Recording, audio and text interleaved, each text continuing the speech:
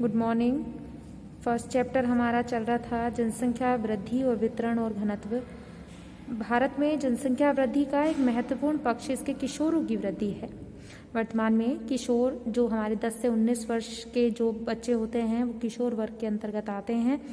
इसका 20.9% हमारी जनसंख्या में से हिस्सा है 2011 के अनुसार। इस हिस्से में से 52.7% तो किशोर हैं और 47.3% हमारे किशोरियां हैं। किशोर जनसंख्या यद्यपि उच्च संभावनाओं से युक्त युवा जनसंख्या समझी जाती है। यदि उन्हें समुचित ढंग से मार्गदर्शित और दिशा निर्देशित ना किया जाए तो वे काफी सुभेद्य भी होते हैं। जहां तक कि इन किशोरों का संबंध है, समाज के समक्ष अनेक चुनौतियां हैं, जिनमें से कुछ विवाह की निम्न आयु, निरक्षरता, विशेषतः स्त्री निरक्षरता, विद्यालय विरत छात्र, पोषकों की निम्नग्राह्यता, किशोरी माताओं में उच्च मातृ मृत्यु दर, HIV एड्स के संक्रमण की उच्च दरें, शारीरिक और मानसिक अपंगता अथवा मंदता, औषध दुरुपयोग और मदिरा सेवन, किशोर अपचार और अपराध करना इत्यादि है। इन तथ्यों को दृष्टिगत रखते हुए भारत सरकार ने किशोर वर्गों को उपयुक्त शिक्षा प्रदान करने के लिए कुछ निश्चित नीतियां बनाई हैं ताकि उनके गुणों का बेहतर मार्गदर्शन और उपयुक्त उपयोग किया जा सके। राष्ट्रीय युवा नीति एक ऐसा ही उदाहरण है जिसे हमारी विशाल युवा और किशोर जनसंख्या के समग्र विकास की देखरेख हेतु अभिकल्पित किया गया है। राष्ट्रीय युवा नीति, नेशनल यूथ प्रोग्राम हम इसे इंग्लिश में कह सकते हैं, 2014 में फरवरी में ये योजना आरंभ की गई है जो भारत के युवाओं के लिए एक समग्र दूरदर्शी प्रस्ताव रखती है। देश के युवाओं को अपनी पूरी क्षमता का उपयोग करने के लिए सक्षम बनाना और उनके द्वारा भारत को राष्ट्रों के समूह में अपना उचित स्थान प्रदान करने में सक्षम बनाना है। राष्ट्रीय युवा नीति 2014 15 से 29 वर्ष के आयु समूह के व्यक्ति को युवा के रूप में परिभाषित करती है। यहाँ एक प्रश्न हमारा बनता है, राष्ट्रीय युवा नीति के अनुसार युवा की क्या परिभाषा है? तो 15 से 29 वर्ष के आयु समूह में आने वाले व्यक्ति युवा के रूप में जाने जाते हैं राष्ट्रीय युवा नीति के अनुसार। भारत सरकार ने 2015 में कौशल विकास तथा उद्यमिता के लिए नीति बनाई है।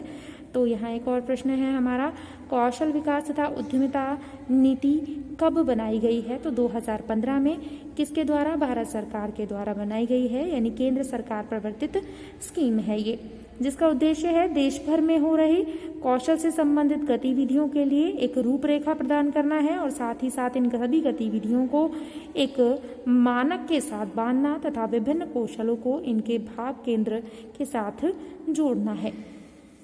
ऊपर की गई विवेचना से ऐसा प्रतीत होता है कि देश में दिक् और काल के संदर्भ में जनसंख्या की वृद्धि दर में व्यापक भिन्नता पाई जाती है, जो जनसंख्या की वृद्धि में संबंधित अनेक सामाजिक समस्याओं को उजागर करती है। फिर भी जनसंख्या के वृद्धि प्रतिरूपों को बेहतर अंतर्दृष्टि प्राप्त करने के लिए यह आवश्यक है कि जनसंख्या के सामाजिक संगठन की पड़ताल की जाए। देखो, जनसंख्या संगठन क्या होता है? जनसंख्या संगठन जनसंख्या भूगोल के अंतर्गत अध्ययन का एक सुस्पष्ट क्षेत्र है जिसमें हम आयु और लिंग का विश्लेषण, निवारण, निवास का स्थान, मानव जातीय लक्षण, जनजातियां, भाषा, धर्म, वैवाहिक स्थिति, साक्षरता और शिक्षा, व्यावसायिक विशेषता आदि का अध्ययन किया जाता है। यहाँ एक प्रश्न हमारा बनता है, जनसंख्या संगठन के अंतर्गत किस किस पक्ष को शामिल किया जाता है, या जनसंख्या संगठन से आप क्या समझते हैं? इस खंड में ग्रामीण नगरीय विशेषताओं, भाषा, धर्म और व्यवसाय के प्रतिरूपों के संदर्भ में भारत में जनसंख्या के संगठन की विवेचना की जाएगी। क्या आप जानते हैं, सन 2011 की जनगणना के अनुसार भारत में 6,40,867 गांव हैं, जिनमें से 5,97,608 यानी कि 93.2% गाँव बसे हुए हैं। फिर भी पूरे देश में ग्रामीण जनसंख्या का वितरण समान नहीं है। आपने ध्यान दिया होगा कि बिहार और सिक्किम जैसे राज्यों में ग्रामीण जनसंख्या का प्रतिशत बहुत अधिक है। गोवा और महाराष्ट्र राज्यों की कुल जनसंख्या का आधे से भी अधिक भाग गांवों में बसता है। दादरा नगर हवेली 53.38% को छोड़कर केंद्र शासित प्रदेशों का लघु अनुपात ही ग्रामीण जनसंख्या का है। गांवों का आकार भी काफी हद तक भिन्न है। उत्तर पूर्वी भारत के पहाड़ी राज्यों, पश्चिम राजस्थान और कच्छ केरल में यह 200 व्यक्ति से कम और केरल और महाराष्ट्र के कुछ भागों में यह 17,000 व्यक्ति तक पाया जाता है। भारत की ग्रामीण जनसंख्या के वितरण के प्रतिरूप का संपूर्ण परीक्षण उजागर करता है कि अंतर राज्य और अंतः राज्य दोनों स्तरों पर नगरीकरण का सापेक्षिक परिमाण और ग्रामीण नगरीय प्रवास का विस्तार ग्रामीण जनसंख्या के सांद्रण को नियंत्रित करते हैं। आपने देखा होगा ग्रामीण जनसंख्या के विपरीत भारत में नगरीय जनसंख्या का अनुपात कितना पाया जाता है। तो 2011 के अनुसार हमारी नगरीय जनसंख्या का जो अनुपात है 31.16% है। काफ़ी निम्न है, किंतु पिछले दशकों में वृद्धि बहुत ही अधिक तीव्रता को दर्शा रही है। नगरीय जनसंख्या की वृद्धि दर समृद्ध आर्थिक विकास, स्वास्थ्य और स्वास्थ्य संबंधी दशाओं में सुधार के कारण तेजी से बढ़ी है। कुल जनसंख्या की भांति नगरीय जनसंख्या के वितरण में भी देश भर में भिन्नताएं पाई जाती हैं। फिर भी ऐसा देखा गया है कि लगभग सभी राज्यों और केंद्र शासित प्रदेशों में नगरीय जनसंख्या काफ़ी बड़ी है। ये सामाजिक आर्थिक दशाओं के संदर्भ में नगरीय क्षेत्रों के विकास और ग्रामीण नगरीय प्रवास की बढ़ी हुई दर दोनों को इंगित करता है। उत्तर भारत के मैदानों में मुख्य सड़कों के मिलन बिंदुओं, रेल मार्गों से सटे हुए नगरीय क्षेत्र जैसे कोलकाता हुआ, मुंबई, बेंगलुरु, मैसूर, मदुरई, कोयम्बटूर, अहमदाबाद, सूरत, दिल्ली, कानपुर, लुधियाना, जालंधर में ग्रामीण नगरीय प्रवास सुस्पष्ट है। कृषि की दृष्टि से प्रगतिरुद्ध मध्य और निम्न गंगा के मैदानों, तेलंगाना, असिंचित पश्चिम राजस्थान, उत्तर पूर्व के दूर दराज के पहाड़ी और जनजातीय क्षेत्रों, प्रायद्वीपीय भारत के बाढ़ संभावित क्षेत्रों और मध्य प्रदेश के पूर्वी भाग में नगरीकरण का स्तर निम्न रहा है। अब देखो हम भाषाई संगठन की यहाँ बात करें तो भाषाई संगठन में सबसे पहले जो गियर्सन नामक एक व्यक्ति हुए हैं, उन्होंने देश में 179 भाषाएं और 544 के लगभग बोलियां थी उनके अनुसार। भारत का भाषाई सर्वेक्षण 1903 से 1928 के मध्य आधुनिक भारत के संदर्भ में 22 भाषाएं अनुसूचित हैं। पहले हमारी 14 के आसपास भाषाएं थी, उसके बाद बाकी भाषाओं को भी हमारे संविधान में शामिल किया गया। अनुसूचित भाषाओं में हिंदी बोलने वालों का प्रतिशत सर्वाधिक है। लघुत्तम भाषा वर्ग संस्कृत, बोडो, मणिपुरी बोलने वालों के हैं। ये देखा गया है देश में भाषाई प्रदेशों की सीमाएं सुनिश्चित और स्पष्ट नहीं है, बल्कि उनका अपने अपने सीमांत प्रदेशों में क्रमिक विलय और अध्यारोपण हो जाता है। भाषाई वर्गीकरण प्रमुख भारतीय भाषाओं के बोलने वाले 4 भाषा परिवार जुड़े हुए हैं, जिनके उपपरिवार, शाखाएं और वर्ग हैं। इसे तालिका 1.2 में बेहतर ढंग से समझाया गया। देखो यहाँ पर हम देखें तो आधुनिक भारतीय भाषाओं का वर्गीकरण यहाँ दिया गया है।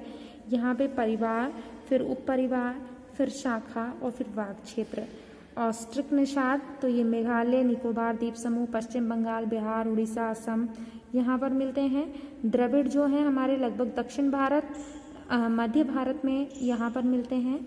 और चीनी तिब्बती किरात की अगर हम बात करें तो चीन से लगता हुआ जो हमारा क्षेत्र है, जम्मू कश्मीर, हिमाचल प्रदेश, सिक्किम, अरुणाचल, असम, नागालैंड, ये जो हमारा चीन से लगता है, तिब्बत से लगता है, उस हिस्से में भाषा बोली जाती है। भारत यूरोपीय यानी कि आर्य।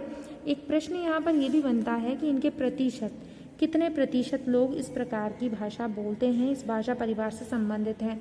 तो आर्य 73% जो हैं हमारे इससे संबंधित हैं। ये हमारे जम्मू कश्मीर, पंजाब, हिमाचल, राजस्थान, हरियाणा यहाँ पर मिलते हैं।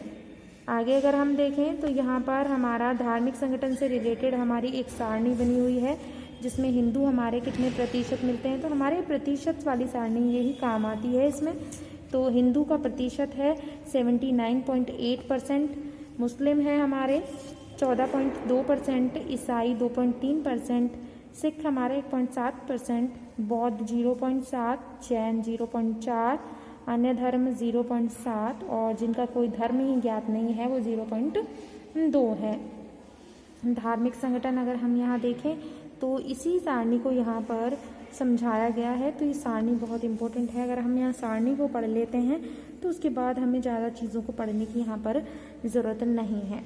देखो यहाँ पर हमें एक चीज़ दी गई है, श्रमजीवी जनसंख्या का संगठन। आर्थिक स्तर की दृष्टि से भारत की जनसंख्या को 3 वर्गों में बांटा जाता है, मुख्य श्रमिक, सीमांत श्रमिक और अश्रमिक। मानक जनगणना परिभाषा क्या है कि मुख्य श्रमिक वह व्यक्ति है जो एक वर्ष में कम से कम 183 दिन या 6 महीने काम करता है, वो मुख्य श्रमिक की श्रेणी में आता है। सीमांत श्रमिक जो एक वर्ष में 183 दिनों से कम काम करता है, ठीक है, वो सीमांत श्रमिक कहलाता है। ऐसा देखा गया है कि भारत में श्रमिकों का अनुपात 39.8% है, जबकि 60% विशाल जनसंख्या अश्रमिकों की है। यह एक आर्थिक स्तर को इंगित करता है जिसमें एक बड़ा अनुपात आश्रित जनसंख्या का है।